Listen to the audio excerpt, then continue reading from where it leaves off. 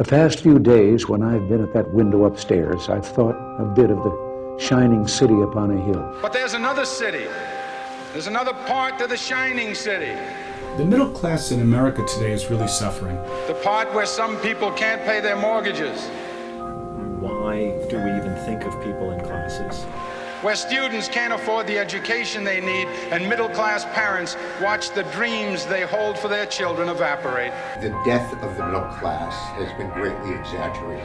Make the rich richer, and what falls from the table will be enough for the middle class and those who are trying desperately to work their way into the middle class. In the United States today, we have recreated the levels of ferocious inequality we had at the beginning of the 20th century. I don't think that it's sustainable for the U.S. economy to be completely focused on financial capital and making money. It's very interesting. In fact, it's almost eerie to see the similarities between the run-up to the Great Recession and the run-up to the Great Depression.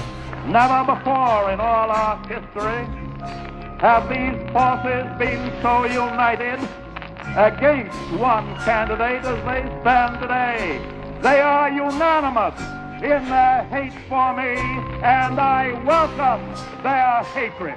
During the Great Depression, there was an incredible upsurge of popular movements. The 1960s, we get, and this is actually a declaration, like a real declaration of war on poverty itself. And this administration today, here and now, declares unconditional war on poverty in America. There were always opponents, right, to these social programs that bolstered a safety net, that bolstered middle and lower classes.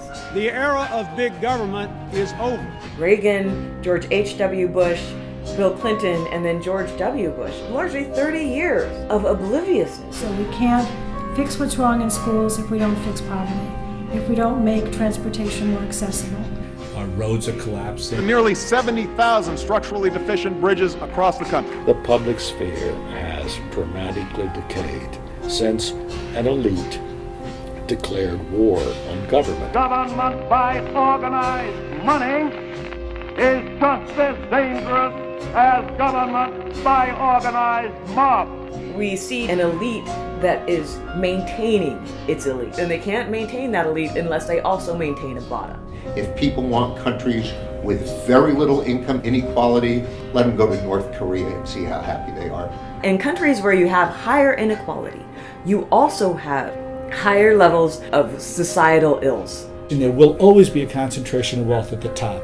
Some of it will be feckless. There is despair, Mr. President, in the faces that you don't see, in the places that you don't visit, in your shining city. So what we have to do is ensure that everyone has income security, and we already produce enough for that to happen. You cannot have a thriving democracy if you have incredible amounts of wealth concentrated in the pockets of a few. This nation is more a tale of two cities than it is just a shining city on a hill.